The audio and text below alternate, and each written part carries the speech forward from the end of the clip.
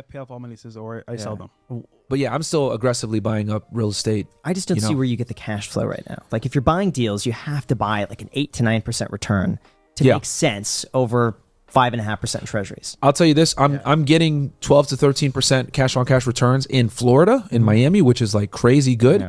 But yeah, the houses are a little bit more expensive. Like you're going to need at least 150K or whatever to be able to put a 25% down payment on these houses. But Connecticut, I'm finding good deals over there too. The only problem is that it's a blue state, but the benefit for me in Connecticut is my family is my management company. So they run it, I pay them, and then they, I invest, I buy, and then they go ahead. The only risk to you is if a lot more rental inventory comes on the market. That's my biggest concern is that a lot of people right now, if they don't need to sell, they're going to rent. Yeah. And rental listings are exploding in terms of what you could get. And I'm worried that if you rent out today, you're going to be getting a lower rent a year from now, just because there's going to be more on the market, more for tenants to choose from. That could be the risk that I see. Yeah, I look at it like when you own though, you're in a good position because let's say because no matter what, like you can either always increase the rents, get another tenant, or if it's that bad, you could go buy another house. Well, you might not necessarily be able to increase the rents. Or get another. That's why I said get another tenant. Possibly. But the other tenant might be at a lower rate, depending on where you're at. Like what I found was shocking was that, and I didn't really look at rental listings or anything here in Vegas, but Alex's rent was going up $300. I'm thinking, okay, let's just take a look at what's available. And you're finding places now that are bigger, nicer, better location for less money. And they're everywhere. And we're looking, and they're coming on the market like several a day. Within a few minute distance from here, cheaper than what he's currently paying. Yeah, Vegas is a unique thing because you guys are building out. That's true. You guys are like there's endless land to build on because you guys are out in the middle of a desert, right? Versus that's like some of it, but the other part of it is simply people locking in at low rates, can't get the price they want for sale. They'll be landlords, and so there's just more coming on the market that people weren't thinking of 2 years ago. Yeah, Dubai has the same problem. Yeah, they're just like building out even more. Makes sense. So it's a risk, but I think if you're cash flowing 13%, you got a lot of margin on that. Where even if you break even, you're still paying down the mortgage. Exactly. You're still getting benefits. So it's like, and it's appreciating at a good rate too, especially Florida. Florida is great for appreciation. So are you all in with the stocks right now then? In the index funds? No. I'm a third stocks, third real estate, third cash.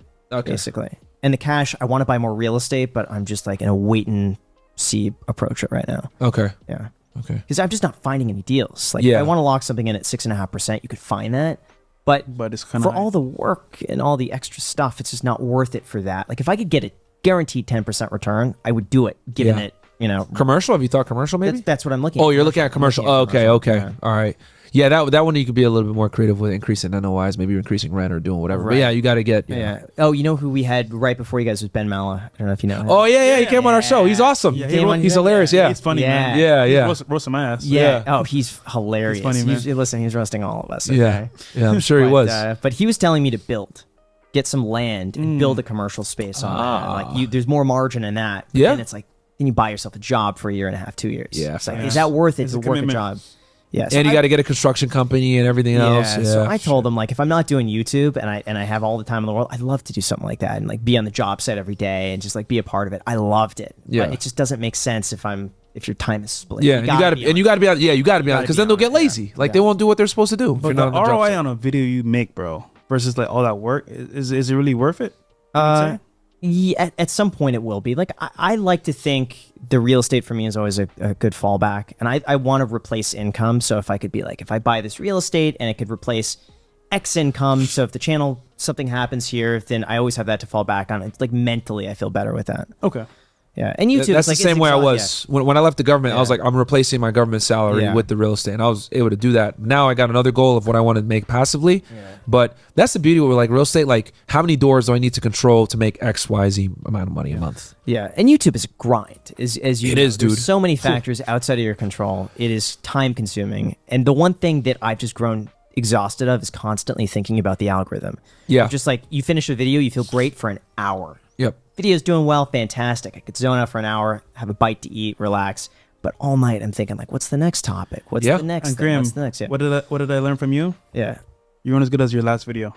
Oh, I did say that, didn't I? Yeah. Jeez, I forgot. I got to take the course. Only as good as your last video. Don't forget that, guys. That is true. I've got more selective now about the videos I posted because for years, really since 2021, I've been posting 3 videos a week. regardless. So if there's nothing in the market that's happening, I'll find a topic to talk about. I'll come up with something that I could talk about. And Jack knows it's like every year I've been like, this is the year I'm going to go down to 2 videos a week, and I've been looking forward to it. But then I keep doing 3. Yeah. But I'm down right now to 2 videos a week. Nice. So and here's the other thing too, like it's got more competitive with the pandemic, right? Gosh, so many new YouTubers, That's and it's the like, thing, like I was watching you back in, when I was still an agent, right? Because I was like, all right, I want to make more money or get better with my credit. But now all these other finance YouTubers that came on the scene, right? Yeah, fantastic. That's the part that's hard for me. Yeah, because it's difficult for me now to compete with all of these other channels who like. I feel old in the space. At 32, I feel like I'm ancient.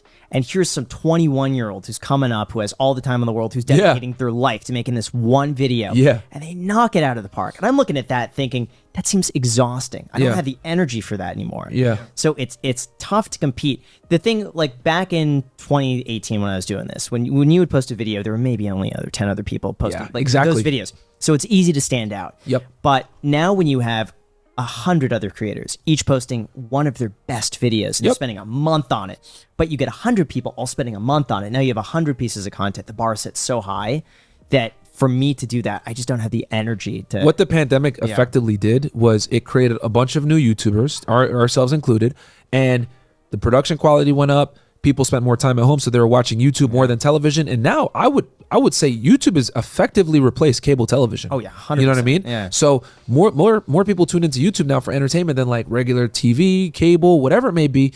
What is it? HBO, all that stuff. People don't watch that crap anymore. They stream their entertainment, if anything, in Netflix and YouTube. So like the content creators have like kind of come on a point where they're damn near TV level production. Oh yeah.